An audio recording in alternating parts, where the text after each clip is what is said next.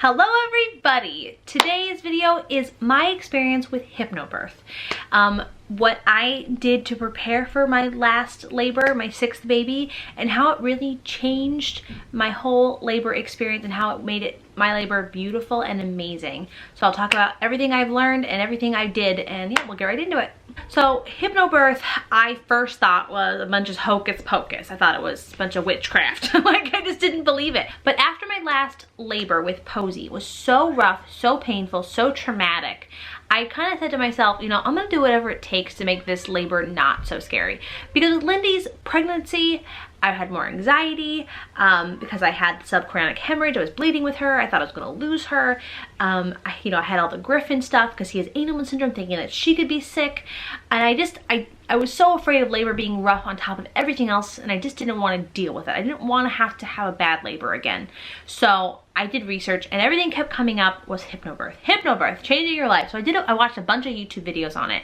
I watched Emily Norris is the one I really watched, which I really liked. And she's the one who kind of got me like, okay, you know, she had 3 births that was, you know, pretty much no pain medicine, and she did great. She used Hypnobirth. So I thought, you know what, I'm gonna try it. I'm gonna get the audiobook and I'm gonna try. Now I know that Hypnobirth, you can take classes. I know that there are hypnotists. I know there's a bunch of like other things that I didn't do because I live in the middle of nowhere and those things are not at my disposal. So all I can really do is practice myself and get an audiobook. So I got this book, Hypnobirth, on audible.com. They sell it on Amazon. It's really good. The recording is kind of funny. Like, there's a man that talks most of the time, which I thought was really funny, a man talking. And then it goes to a woman who does like the hypnotizing, or whatever you want to call it, the soothing, relaxing thought process. Again, I don't know a lot of the technical terms. This is just my experience because I really didn't have the time to really get fully into it and like learn all the techniques and to like really know what was going on. This is just something I did every night really quick, and I prayed to God that it was gonna work. So firstly, I listened to the whole thing. I listened to it when I worked. I listened to it whenever I could, because the main part of the book is just explaining why we're afraid of pain, and why, you know, doctors scare us, and like how labor changed, and how women, you know, used to labor, you know, moving around, and how labor got changed into, you know, being on your back and birthing in like the missionary position. So it talks about how it evolved, birth, and how we're kind of like this today, and how to change your thought process is with pain.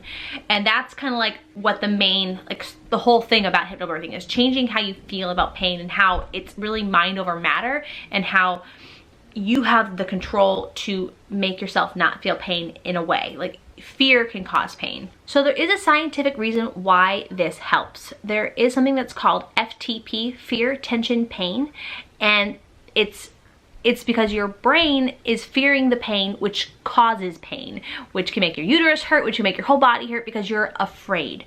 And the book is really pretty much to help you not fear labor. I swear to you, it worked. I swear. This is my 6th baby, my 5th birth. I've had all natural births. I've had 2 epidurals before. The first baby I had with no epidural, I screamed for hours and hours on end and wishing I was dead, like, the whole time. Wishing that I wasn't having this baby, wishing that I wasn't having labor at all. Like, I had so much trauma from my first labor, that I had horrible postpartum depression. I resented my baby when he first came out. I remember thinking, he caused me this pain, like, and it wasn't him. It was just a mental thing. You're in so much pain. You want it to end. You see this baby, and you're just like, you can't even think. You're just in agony of what you just went through. It's an 8-hour labor, pretty much beginning to end, just misery.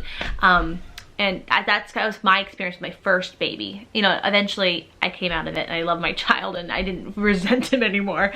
But that's what happened, and I hated it. I hated that I was so miserable during labor. So, and Wynn was kind of the same way at the end. It was really hard, and it was horrible, and I didn't resent her, but I knew better. But it was really not a fun labor. It was miserable. With all the births, they all had really hard moments, and it was not good, and I just didn't like it. And I really, you know, I don't say you're supposed to like labor, but I just wanted to not be afraid of it. I was so afraid of birth that it was kind of debilitating in my mind. Like I would be so scared. So yeah, so I got this book and I started listening to it.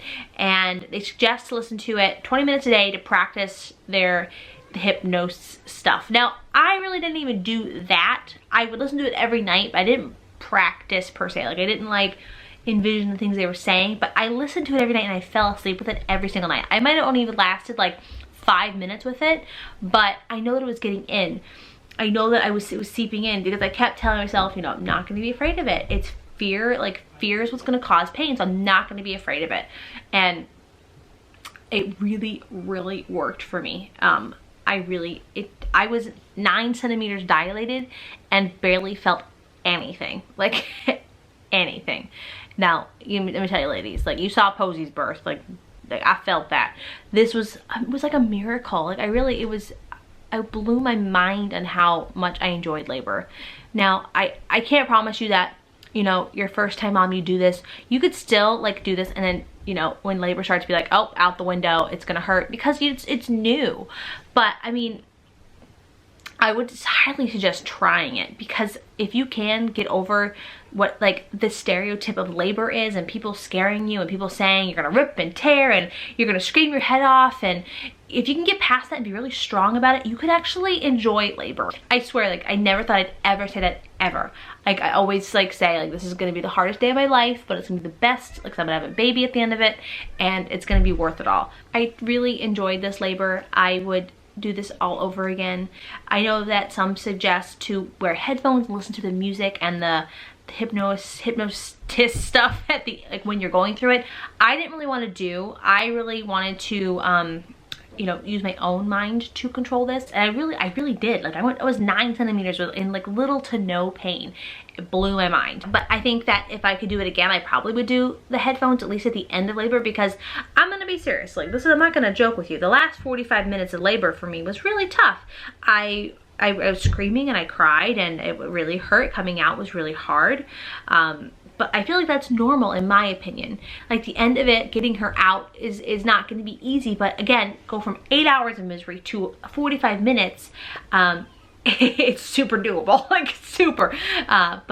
So yeah, so I would do this all over again, hands down. But I might do the headphone things at the end to see if I could have the last part not be so bad. But again, I don't think that you can prevent like the ring of fire, because the ring of fire, you know, it hurts. But I think that maybe I could have had more control over my emotions. I was really upset at the end. I was really, you know, nervous because with this baby, I didn't feel her come down my canal, even though all the doctors said that she was right there, she was coming out, but I couldn't really feel her come down, which I don't really know why. I know that she was in sunny side up position, which her head was facing, her eyes and nose are facing up towards the sky when she comes out. Baby's supposed to come facing the other way. So maybe that has something to do with it. I don't know. But that's something I think I would do differently, is listen to the headphones at the very, very end. That is really my experience with Hypnobirth. I would just so recommend even just trying it. It really changed the game for me, and I hope that it changes the game for you if you're thinking about doing Hypnobirth. I hope that your birth is beautiful like mine was, because it was so nice, guys. It was so nice to be able to talk and laugh and like dance around and focus through it and be with my husband. It was something I'd never ever experienced before. Usually it's like, oh my gosh, I'm having a baby, and then I have the baby and then I'm normal again. So I can't even tell you. It was beautiful and I felt so lucky to have it. I really felt blessed, and I really felt all your guys' prayer, all of our YouTuber people who were in, all of our friends praying. I thought it was like a divine thing happening, which we Hypnobirth and everyone praying for me. It was beautiful, and I would do it all over again. I really, really would. That is it for this video. I hope you liked it. If you have any questions about Hypnobirth, I can try to answer them for you. But yeah, check out websites, Google it, YouTube it, get the audiobook. It was very inexpensive. It's really, really good. So yeah, that is it. Thank you guys for watching. Follow me on Facebook, Instagram, and Twitter if you'd like, and we'll see you next time. Don't forget, you guys are wonderful. Bye. Bye.